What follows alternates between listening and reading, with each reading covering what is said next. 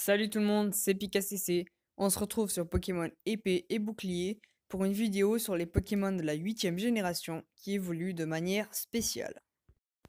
Donc on va parler de 5 Pokémon, à savoir les évolutions de Verpomme, de Crémi, de Teffroi et des formes de Galar, de Canartichaud et de Toutafait. On commence avec Palartichaud qui est exclusif à Pokémon épée. Notre Canartichaud de Galar évoluera s'il effectue 3 coups critiques lors d'un même combat. Il est plus facile de faire évoluer Canartichaud lors d'un combat de dresseur puisque votre adversaire peut posséder plusieurs Pokémon, ainsi le combat dure plus longtemps et vous laisse plus de temps pour réaliser les coups critiques. Pensez également à capturer un Canartichaud tenant un poireau. Et oui, il arrive régulièrement que les Canartichauds sauvages tiennent des poireaux et cet objet permet d'augmenter le taux de coups critiques. On continue avec Poltegeist. Votre Teffroi évoluera si vous utilisez sur lui l'objet Théière fêlée s'il s'agit d'une forme contrefaçon et Théière ébréchée s'il s'agit d'une forme authentique. Notez que cette dernière est très rare. Vous pouvez trouver une Théière fêlée dans la ville d'Olchester. Il n'existe aucune différence statistique entre les deux formes de Teffroi. Sachez que la forme authentique possède une petite étiquette sous lui afin de l'identifier. Pour voir s'il la porte, vous pouvez le dynamaxer ou l'emmener au Poké Camping. Toujours à Holchester, rendez-vous au stand des bonnes affaires du marché, où une fois par jour, on vous propose d'acheter un objet pour 3000 Poké$. Vous pouvez ainsi trouver parmi les objets proposés une théière fêlée ou une théière ébréchée. Vous pouvez capturer des Teffrois dans les hautes herbes de la forêt de Lumirinth. Il a un taux d'apparition de 10% et sa forme authentique est très rare.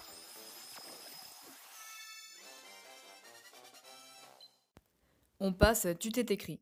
Pour que Toutafait de Galar évolue, il doit perdre 49 PV ou plus lors d'un ou plusieurs combats contre des Pokémon sauvages. Ces PV doivent être perdus uniquement suite à des attaques des Pokémon adverses et le Pokémon ne doit pas être soigné. Une fois cela fait, vous devez passer sous l'arche de pierre de la plaine rocheuse qui se situe dans les terres sauvages. Votre Toutafait évoluera.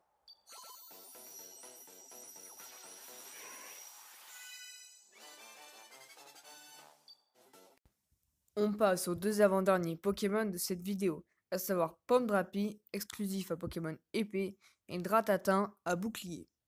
Pour faire évoluer Verpomme, vous devez lui faire consommer une pomme acidulée si vous voulez obtenir un Pomdrapi, une pomme sucrée pour obtenir un Dratatin. Rendez-vous à l'ouest de Kickenham et amenez un Verpomme à ce garçon. Il va l'aider à conquérir son amoureuse. Par la suite, après quelques dialogues, il vous le rendra et vous gagnerez une pomme acidulée dans Pokémon épée et une pomme sucrée dans Pokémon bouclier. Toujours en fonction de votre version, vous pouvez trouver en objet caché une pomme acidulée ou sucrée à l'œil du lac des terres sauvages. N'oubliez pas que les objets cachés des terres sauvages réapparaissent régulièrement. Vous n'avez plus qu'à donner à manger une de ces pommes à votre Verpomme, puis il évoluera. Si vous voulez obtenir la version qui n'est pas disponible dans votre jeu, vous devrez l'échanger.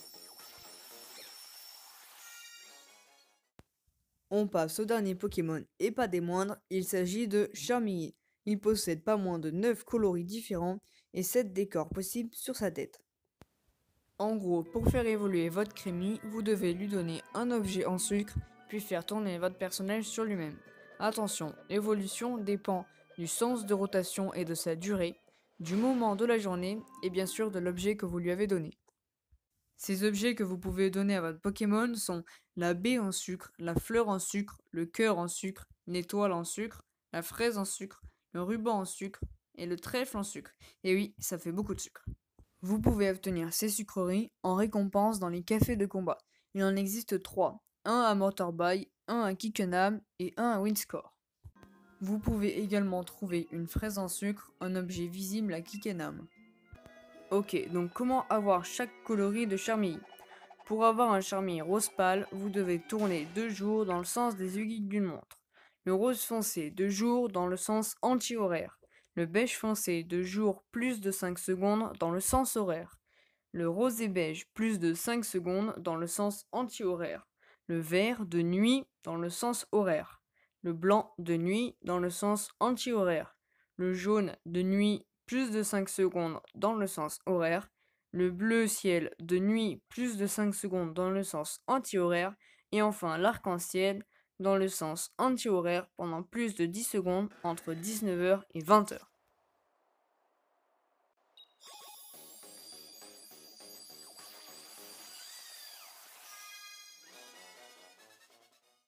Sur ce, la vidéo est terminée, j'espère qu'elle vous aura été utile. N'hésitez pas à checker la description, ça pourrait vous aider. Et moi je vous dis à bientôt.